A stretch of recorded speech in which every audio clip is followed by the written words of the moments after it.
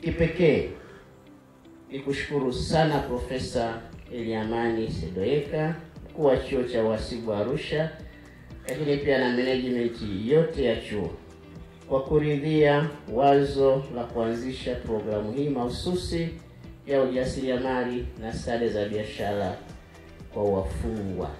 Afisa mmoja alisimama na kutoa salamu. Na katika salamu zile aligusia neno moja, akasema, "Profesa, najua kasi yako. Una kasi sana." Na kwa kweli Profesa, kasi yako nimeiona. Kwa sababu kwa kweli tangu tumekubaliana na kusaini yale makubaliano, matokeo yanaonekana. Ili kuhakikishia tu Jeshi la Magereza pia tunakwenda kwa kasi hiyo hiyo kuhakikisha kwamba tunafikia yale ambayo tumelenga kuyafikia, na hii ni kwa maslahi mapana ya taifa letu.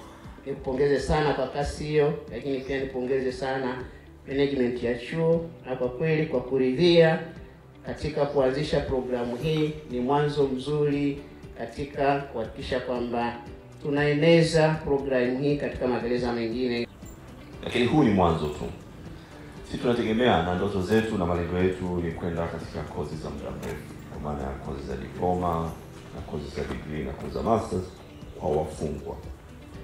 Tunategemea kwamba hii itatoa nafasi ya muda mrefu kwa wale wa Tanzania wote ambao wamejikuta kwa sababu moja au nyingine wako katika mikono ya sheria, lakini wanatamani kubadilisha maisha yao kwa muda ule wako ndani, hasa pale watakapotoka.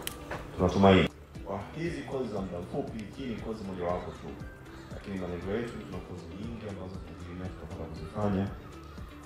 Tukianza hizo ujasiriamali, lakini kuna na kozi za stadi za kazi mbalimbali kuweza kujengea uwezo, kozi za udereva walau wanapotoka mfungwa watoke na cheti ya udereva na leseni ya udereva. Tunategemea kozi mbalimbali kama hizi zitawawezesha wao kuweza kurudi uraiani wakiwa wamejiandaa, wakiwa wametendea kazi ndio wenyewe kurudi uraiani na kuweza kwenda kujitegemea. Mheshimiwa mgeni rasmi, tunategemea kwamba kozi hizi pamoja na kurejesha heshima na matumaini mapya kwa vijana hawa na kurudi uraiani, vile itaongeza stadi za maisha yao na ajira, kama nilivyosema, kuweza kuboresha maisha yao, familia zao na taifa kwa ujumla.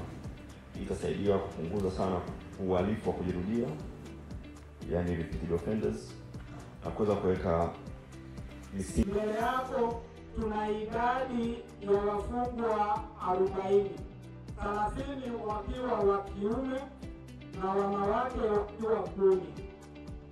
Na namna ya kuendesha ufundishaji kama ambavyo umeweza kushuhudia mwenyewe, tunatumia teknolojia ambayo inatuwezesha sisi walimu na wawezeshaji kutoka chuo cha uhasibu Arusha kushirikiana na wasaidizi wetu wakiwa huko